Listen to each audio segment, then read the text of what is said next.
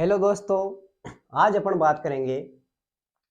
अब तक तो अपन ने अपनी मोस्ट क्वेश्चन की सीरीज में केवल भूगोल विषय की वीडियो बनाई थी, लेकिन आज आपके लिए बिग अपडेट है कि मैं history BA part second year, BA part final, political science BA part second year और बीए पार्ट थर्ड ईयर के लिए भी मैं वीडियो लेकर आने वाला हूं।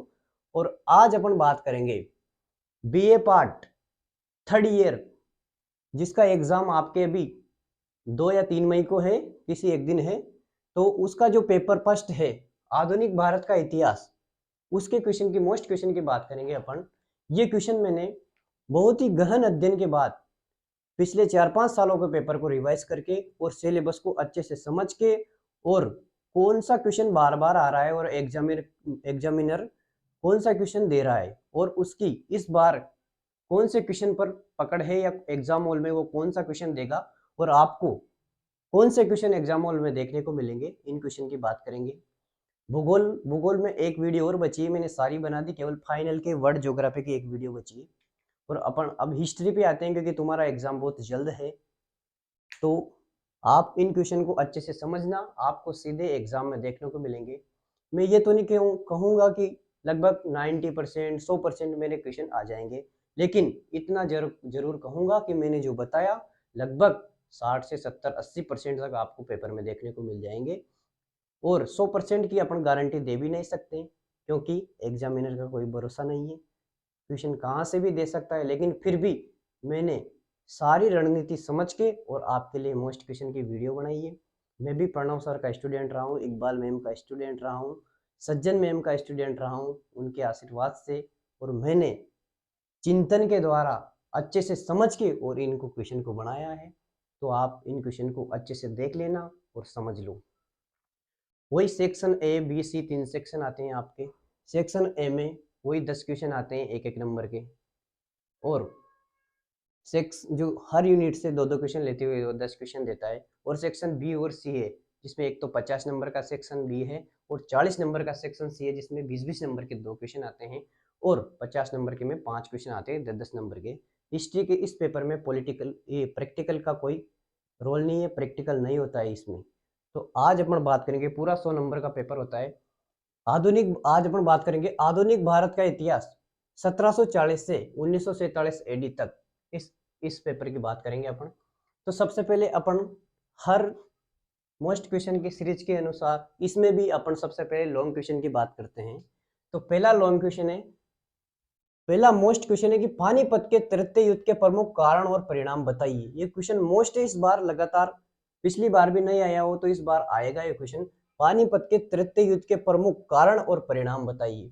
दूसरा क्वेश्चन है आंग्ल मैसूर, या तो वो दे देगा आंग्ल मैसूर, या दे देगा आंग्ल अवध संबंध समझाइए। आंग्ल मैसूर या आंग्ल अवध संबंधों को समझाइए। तीसरा क्वेश्चन है मराठों की असफलता के कौन कौन से कारण है, जिसके कारण मराठे असफल हुए, उनको बताना है आपको। चौथा क्वेश्चन है महादजी सिंधिया पर एक लेख लिखिए।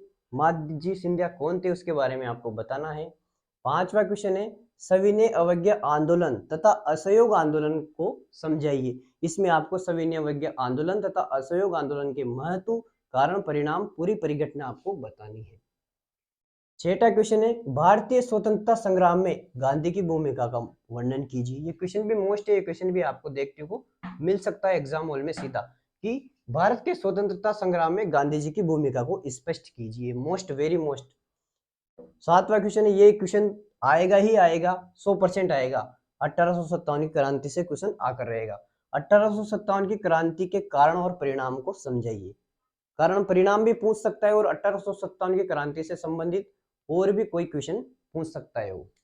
अगला क्वेश्चन है रेतवाड़ी भू राजस्व प्रबंध तथा स्थायी भूमि बंदोबस्त को समझाइए। आपको एक तो रेतवाड़ी समझानी है और स्थायी भूमि बंदोबस्त को समझानी है।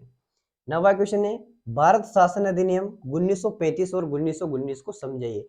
इस बार जो मोस्ट है, वेरी वेरी मोस्ट है, भारत शासन अधिनियम 1935 को समझाइए। ये ज्यादा महत्वपूर्ण है, लेकिन आपको 19 वाला भी पढ़ना है, क्योंकि वो उसका कोई भरोसा नहीं है। अपन ने पूरा ही देख के और पूरा ही समझ के पेपर बनाया, लेकिन 1935 का मोस्ट तो है ही सही, 99% 1935 का अधिनियम आएगा, लेकिन फिर भी 1% में आप 1919 का भी याद रखिए। अगला क्वेश्चन है, भारतीय स्वाधीनता आंदोलन में तिलक की भूमिका को स्पष्ट कीजिए। बाल गंगाधर तिलक की भूमिका भारतीय स्वाधीनता आंदोलन में स्पष्ट करनी है आपको। लास्ट क्वेश्चन है, निम्न पर टिप्पणी कीजिए। पहला क्वेश्चन है धन निष्कासन सिद्धांत, ये भी आएगा, चाहे छोटा क्वेश्चन आए चाहे बड़ा क्वेश्चन आए, धन निष्कासन सिद्धांत को समझाइए। भारत का विभाजन किस प्रकार से हुआ है समझाइए, और आजाद हिंद फौज पर टिप्पणी कीजिए। तो ये 3 है, इनमें से भी आपको एक तो देखने को मिल ही जाएगा, 2 भी मिल सकते हैं और तीनों भी मिल सकते हैं। भारत का विभाजन किस प्रकार से हुआ है समझाइए, भारत विभाजन, ये धन निष्कासन सिद्धांत क्या है, आजाद हिंद फौज के बारे में बताना है। अब भारत विभाजन के बारे में वो कैसे भी क्वेश्चन पूछ सकता है, भारत विभाजन के समय कौन कौन सी समस्या थी, किस प्रकार से उनका समाधान हुआ, तो ये है। तो ये आपके निबंधात्मक क्वेश्चन हो गए सेक्शन बी और सेक्शन सी के लिए। और इसके बाद अपन शॉर्ट क्वेश्चन की बात करेंगे। 10 क्वेश्चन लगभग मैं समझता हूँ कि इसमें से आ जाना चाहिए, लगभग 6-7 क्वेश्चन तो इसमें से आपके आ ही जाएंगे। पहला शॉर्ट क्वेश्चन की बात करते हैं, सांप्रदायिक पंचायत क्या है। दूसरा है रेतवाड़ी किसे कहते हैं। तीसरा है महलवाड़ी क्या है। चौथा है पानीपत के तृतीय युद्ध के समय बाजीराव पेशवा कौन था, वो है ना, पेशवा कौन था।